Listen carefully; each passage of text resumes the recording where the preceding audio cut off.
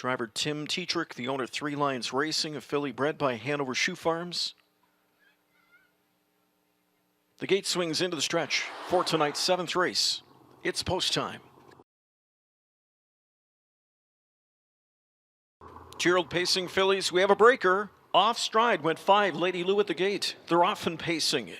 And a sharp start down the center. Priceless goes for that early lead. Outside of her into second drives New Year. Taken back in third is Lyons Sentinel. Alley Corn is situated just off the speed from back and forth early. Then down towards the inside. Looks good in her romper. Marloe Hanover will tuck in behind her. Further back we go to find Reflect With Me. Baby You're the Best. Next to last is Should Have Been a Touchdown. And after the anxious start, Lady Lou, at a costly break for her at the gate, she is trailing 10th. 26-4 they teed off in that first quarter. Priceless with the lead.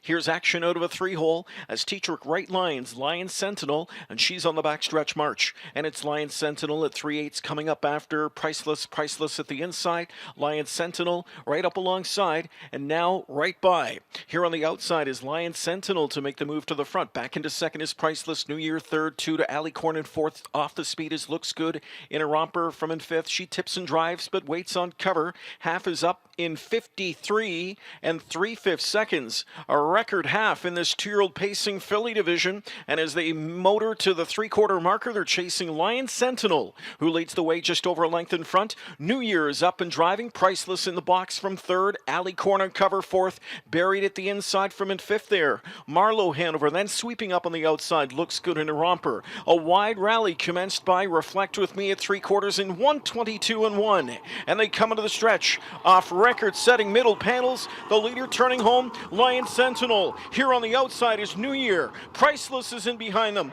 Alley Corn is off cover. Rolling from the backfield. Reflect With Me. And here's Reflect With Me powering up. Coming through at the inside, still with pace is Lyons Sentinel. Reflect With Me on the outside. McCarthy again. McCarthy magic on Crown Night thus far. 150-3. It was Reflect With Me at 27-1 stunner. There's that century down super slow-mo shot, and yes, 8 Reflect With Me up in time. Picking off Lyons Sentinel. Down the center, finishing third. Coming through for that third spot there for Dexter Dunn, Marloe Hanover. The mile time 1:50 out of the Camluck mare Remember When. A $120,000 purchase last fall from the Lexington Selected Yearling Sale. Filly bred by Brittany Farms. They retain ownership. Brittany Farms of Versailles, Kentucky. Partners with Brad Grant of Milton. A magical start to the night for the Connections. Tony Alagna with the Breeders' Crown Double, as is the case for teamster Andrew McCarthy. Reflect With Me. Filly wins for the 5th time this year from 11 tries. Over 228,000 on her card coming into tonight. And she'll tack on some serious dough to her box score of the victory here tonight in this Breeders' Crown 2-year-old filly pace championship final. Speed. Trophy presentation made to the winning Connections tonight by Mr. Walter Parkinson, president of the Standardbred Breeders Owners Association. Also one of the key role players in one of Ontario's largest nurseries in the Standardbred division, Sealster Farms. Congratulations to Connections of Reflect With Me, a Breeders' Crown champion. And a winner's circle presentation, compliments of Standardbred Canada, another proud sponsor of this year's Breeders'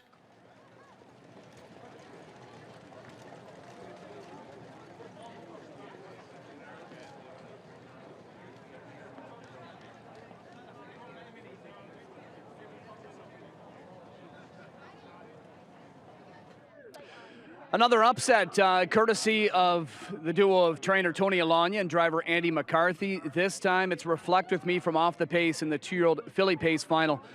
Great start to the night for you. Congratulations. First off, how does it feel? Well, you know, when Ramona won, I had to go out and warm up Captain Midnight, so Andy was nice enough to win another one so I could get my picture taken, so that was nice of him. He's a good guy like that, isn't he? He's very good that way. Did you think this filly coming into this, you know, all the focus was on so many of those, you know, speedsters on the inside. Your filly doesn't really have a bad line on the resume, so I know the board reflects saying she didn't have a shot, but you probably felt she had a pretty big shot. You know, Andy and I talked about it beforehand. We'd actually talked about it when the draw came out. I said, you know, the beauty of it is there's a lot of speed inside of us.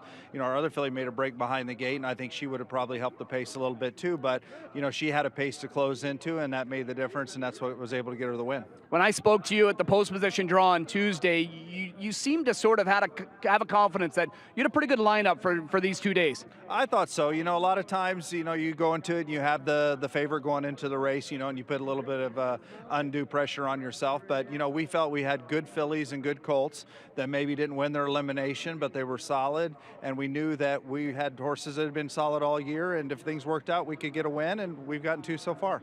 Well done. Enjoy it. Thank you. All right, we'll bring in Andy McCarthy. Hey, you got the hang of this, don't you? Apparently. Yeah. You know, fortunate enough to drive these killers. You know, this filly raced so good tonight. You know, she raced really good last week too in the elimination. Was just a little too far back off slow fractions. When I seen 53 pop up, you know, I was still a little worried being 4th over, but I knew she'd have a good enough kick in the stretch to at least run into some money.